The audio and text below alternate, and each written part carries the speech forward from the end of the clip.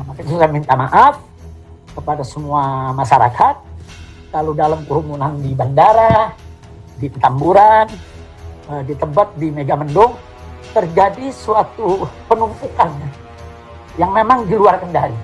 Kami menerima informasi bahwa pimpinan FPI Rizik Syihab sudah menjalani perawatan di Rumah Sakit UMI di Bogor, Jawa Barat. Sebelumnya Rizik Syihab dikabarkan telah meninggalkan Rumah Sakit UMI Bogor Sabtu malam. Sampai saat ini keberadaannya masih belum diketahui.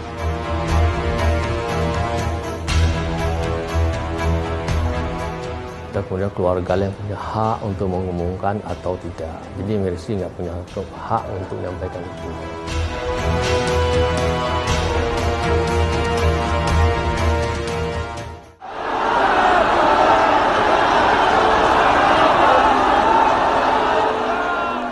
Setibanya di tanah air, Habib Rizik Syihab langsung tancap gas menghadiri beberapa acara dengan massa jumlah besar.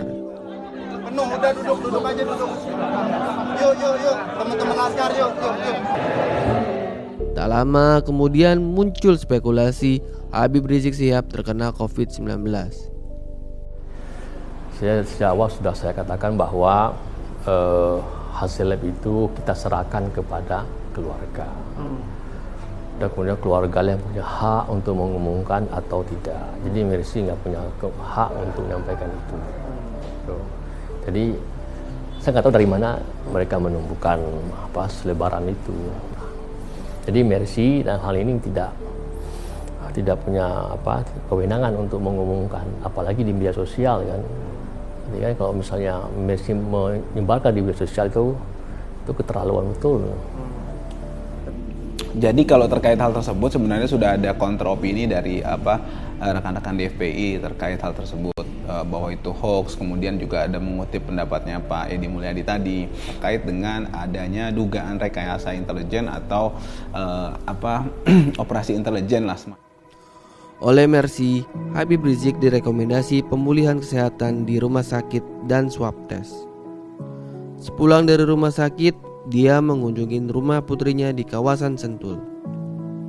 Kita mau periksa seseorang itu kan, seorang dokter punya asumsi dan dia bertahap kan, dia ketemu bertahap, terakhir periksa laboratorium, kemudian dengan suasana pandemi sekarang juga menjadi kita harus hati-hati. Maka salah satu rekomendasi Mercy adalah Habib harus diisolasi, Habib harus ke tempat yang lebih tenang untuk menjalani proses pemulihan kesehatan yang beliau baru pulang dari Saudi Arabia kan. Nah, setelah proses, kemudian beliau menawarkan untuk diswab hari Jumat. Pada jam 1 lah pada Jumat. Setelah itu dalam gaduh, beliau senang, beliau kesulkan beliau ke rumah sakit. Beliau bilang ke rumah sakit UMI aja. Memang udah lama di situ. Memang setelah keluar ya dari RS UMI waktu itu, beliau memang sudah 3,5 tahun hijrah di Mekah. Dari situ mungkin keinginan beliau untuk menjenguk cucu-cucunya ya. Kebetulan karena waktunya pas dan jaraknya tidak terlalu jauh dari RS UMI, beliau mampir ke tempat putrinya ini, menengok cucunya dan sekaligus kangen terhadap cucu-cucunya. Kemudian juga di klaster The Nature ini daerahnya nyaman, rindang gitu ya, udaranya juga masih sejuk. Nah itu mungkin yang menjadi alasan Habibana Rizik Syihab berkunjung ke tempat anaknya, di samping untuk memulihkan kondisi fisiknya begitu ya.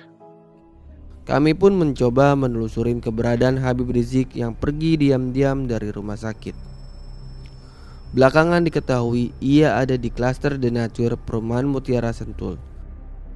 Rumah putrinya terlihat megah dengan cat berwarna putih dan pagar tinggi berwarna hitam.